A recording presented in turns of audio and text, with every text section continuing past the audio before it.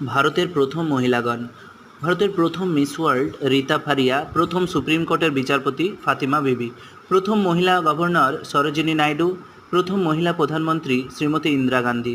প্রথম মাউন্ট এভারেস্টে পদার্পণকারী বাচেন্দ্রী পাল, প্রথম মাউন্ট এভারেস্টে দুবার পদার্পণকারী সন্তোষ যাদব, প্রথম জাতীয় কংগ্রেসের সভাপতি অ্যানি বেসান্ত, ভারতের প্রথম মহিলা মুখ্যমন্ত্রী সুচেতা কৃপালানি, প্রথম ইংলিশ চ্যানেল অতিক্রমকারী আরতি সাহা, প্রথম নোবেল পুরস্কার প্রাপক মাদার টেরেজা, প্রথম জ্ঞানপীঠ পুরস্কার প্রাপক আশাপূর্ণা দেবী,